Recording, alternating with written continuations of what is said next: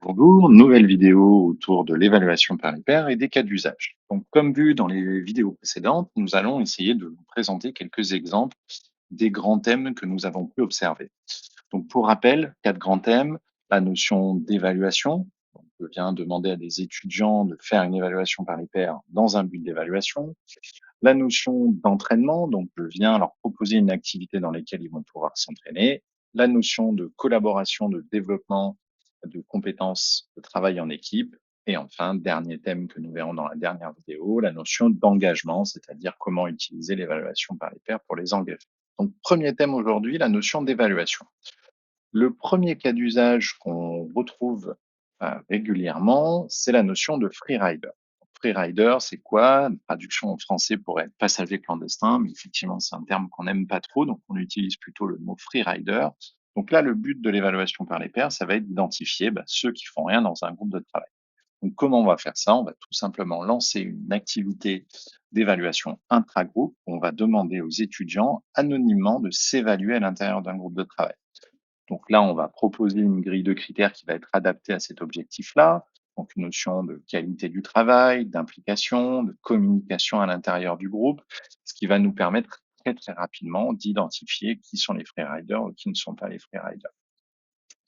Ce qui est assez intéressant avec cette activité, c'est qu'on a d'excellents retours des étudiants. C'est pas le point qu'on pourrait penser. On pourrait se dire: «Mais ça va être un carnage si je mets ça en place, comment vont prendre, les étudiants les feedbacks qui vont être reçus?» Eh bien, au contraire, les étudiants ont plutôt une approche très positive de la chose. Un des exemples étant l'EM Lyon qui utilise énormément ce type d'activité très régulièrement. Tous les 15 jours, 3 semaines, ils vont demander aux étudiants de s'évaluer à l'intérieur d'un groupe de travail sur différents critères qui vont du coup pondérer la notation du travail de groupe. Deuxième activité assez classique qu'on retrouve, c'est bien sûr dans l'évaluation par les pairs croisés, une évaluation dans laquelle on va donner une notation à l'étudiant. C'est-à-dire que l'étudiant va produire un document, va produire une réponse à une question qui est posée, et cette réponse va être évaluée par d'autres étudiants. Donc là, on va plutôt aller chercher un volume d'évaluation, c'est-à-dire que par exemple sur un travail de groupe, on va faire une évaluation par les pairs individuels pour pouvoir recevoir un maximum d'évaluation et de feedback sur ce travail.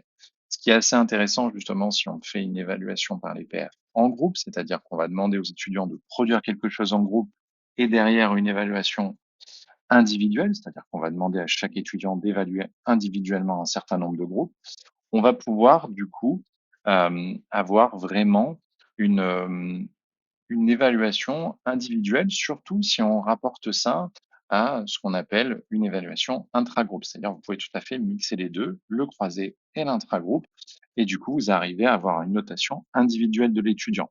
Donc du coup, on demande au groupe de produire quelque chose. Cette production va être évaluée par une dizaine, une quinzaine d'étudiants, ce qui va nous donner une note. Mais vous allez aussi demander aux étudiants qui ont travaillé en groupe de s'évaluer à l'intérieur du groupe de travail, ce qui va vous permettre d'avoir vraiment une notation individuelle dans lesquelles, par exemple, vous pouvez prendre 50 de l'évaluation croisée et 50 sur l'évaluation intragroupe, c'est-à-dire l'implication de l'étudiant. Le plus classique maintenant, l'évaluation par les pairs sur une grande cohorte. Imaginons que vous ayez 1000 étudiants, 500, 1500 étudiants à évaluer.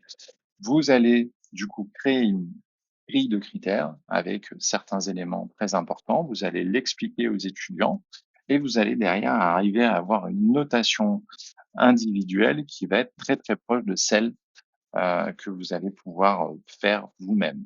Donc là, on est vraiment sur une approche assez intéressante.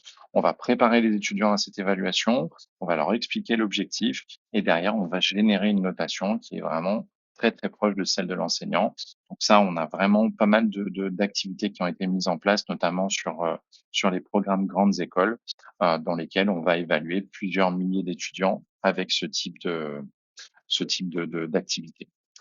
Voilà un petit peu pour les grands thèmes autour de l'évaluation. Prochain thème, la notion d'entraînement.